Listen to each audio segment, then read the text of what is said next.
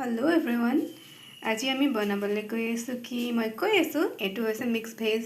ইয়াতে আছে গাজৰ বন্ধাকবি বিন ফ্ৰাই ভাজি আছে এখন আৰু এটো পিয়াজ চিনিটো পাইছে এয়া ধনিয়া পাত আৰু এটো জলকীয়া কটা আমি আজি বনাম ফ্ৰাইড ৰাইচ এয়া ভাতখিনি দেখুৱাই দিলো আৰু তাতে আমি ডিম সয়া সস কেচাপ সকলোবোৰ এটি কেনেকৈ বনাবলৈ দেখাম বলক সো এতিয়া আমি কেৰাহীত দিলো তেলখিনি গৰম হোৱাৰ পাছত আমি দিম ভাজিটো আমাৰ যেহেতু বনোৱা আছে মিক্স ভেজটো হেতু কাৰণে আমি এতিয়া তেলটো গৰম হোৱাৰ পাছত দিম ইয়াতে পিয়াজ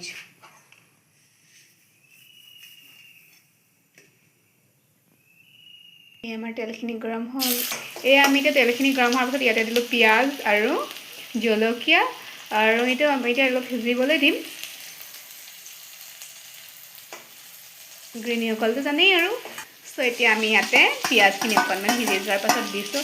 আমাৰ আগতীয়াকৈ ৰান্ধি থোৱা ভাজিখিনি মানে মিক্স ভেজখিনি এতিয়া ইয়াতে আমি অকণমানকৈ মেগী মছলা এড কৰিম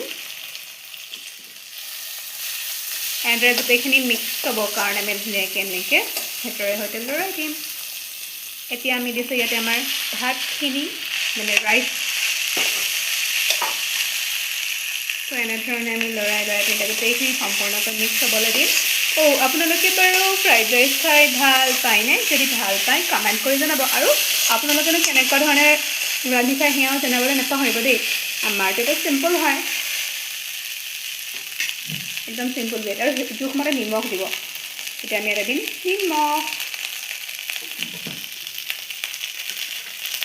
এতিয়া দিম সয়া সস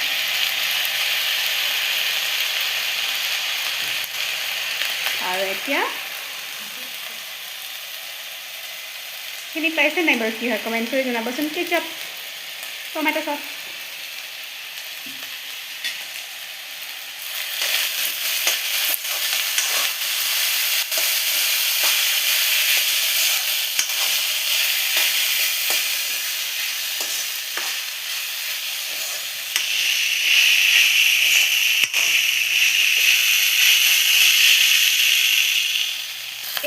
আমাৰ 5 মিনিটছ নালাগিলে আপোনালোকে দেখিছে কুইক ৰেচিপি মানে ভাত ভজা ফ্ৰাইড ৰাইচ ৰেডি হৈ গ'ল খাবলৈ গৈ এতিয়া আমিনো কেনেকৈ পৰিৱেশন কৰি আপোনালোক দেখুৱাম চাই থাকক হা সো আমি এখন লৈছোঁ আমাৰ কাঁহৰ কাঁহী ইয়াতে আমি দিছোঁ আমাৰ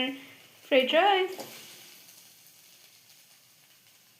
এয়া আমাৰ ঘৰুৱাভাৱে প্ৰস্তুত কৰা ফ্ৰাইড ৰাইচ খাবলৈ